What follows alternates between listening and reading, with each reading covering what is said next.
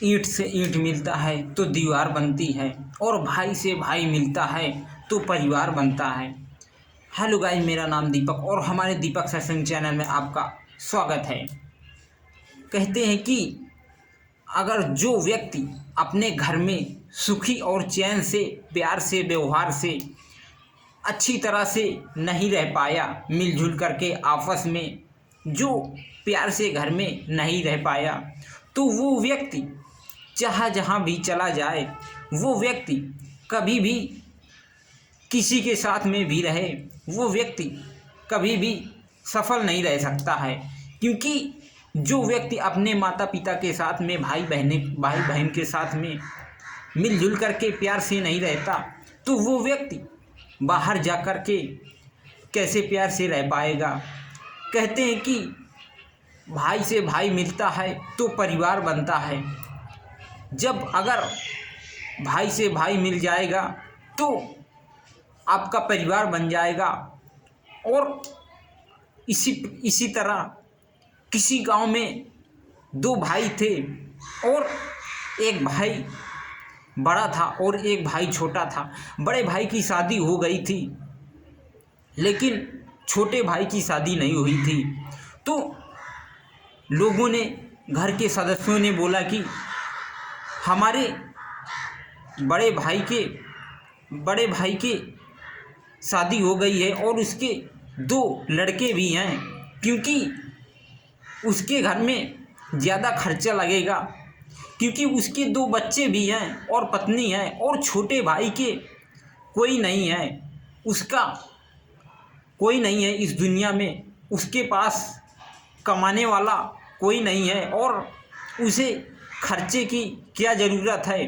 तो ऐसा करते हैं कि 70% हिस्सा बड़े भाई को दे देते हैं और 30% हिस्सा छोटे भाई को दे देते हैं।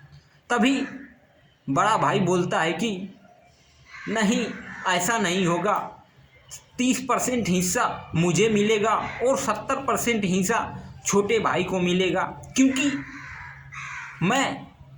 मेरे बच्चे दो हैं, और जब मेरे बच्चे कमाएंगे तो अपना भी पेट भरेंगे और साथ में मेरा भी पेट भरेंगे। तभी छोटा भाई बोलता है कि भैया, आप ये क्या कह रहे हो, मेरे तो आगे पीछे कोई नहीं है, आप अगर चाहो तो आप मेरा हिस्सा भी ले सकते हो, क्योंकि इस दुनिया में मुझे किसी चीज़ की ज़रूरत नहीं है, और मुझे बस सिर्फ 2 रोटी की ज़रूरत है। ऐसा करो कि सारा धन आप ही रख लो और मुझे कुछ नहीं चाहिए, बस मुझे 2 रोटी की ज़रूरत होती है।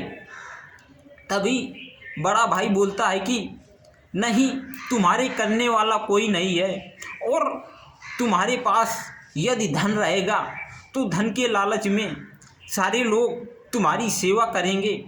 तभी छोटा भाई बोलता है कि भैया, अगर आप मुझे रोटी नहीं दोगे तो और कौन देगा, ये सारा हिस्सा आप ही ले लो और मुझे हिस्से की ज़रूरत नहीं है।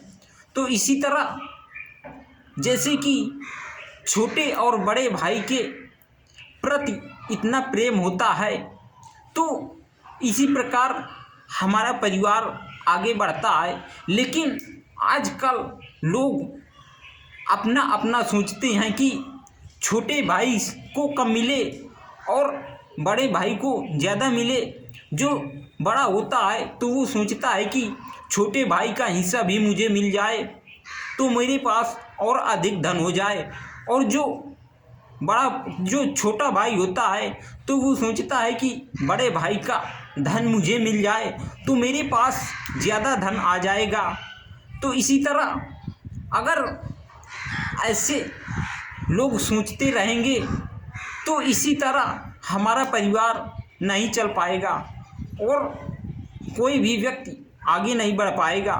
और हमें आपस में यदि मिलजुल करके रहना है तो भाई से भाई जब मिलेंगे तभी परिवार बढ़ेगा, और आपस में सारे लोग मिलजुल करके रहते हैं तभी वो घर स्वर्ग होता है। जब घर के सारे सदस्य इधर उधर भगते हैं तो वो घर फिर नर्क हो जाता है।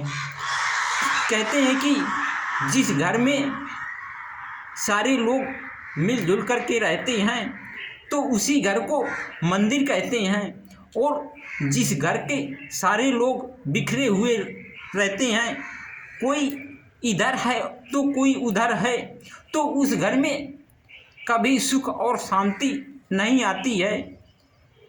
इसलिए हमें आपस में मिलजुल करके रहना है और सारे लोगों से अलग कभी नहीं रहना है, क्योंकि जब भाई भाई मिलेंगे तभी हमारा परिवार आगे बढ़ेगा और उन्नति करेगा। तो इसी तरह हमें अपने अपने परिवार को आगे बढ़ाना है और भाई का हिस्सा हमें कभी भी नहीं लेना है।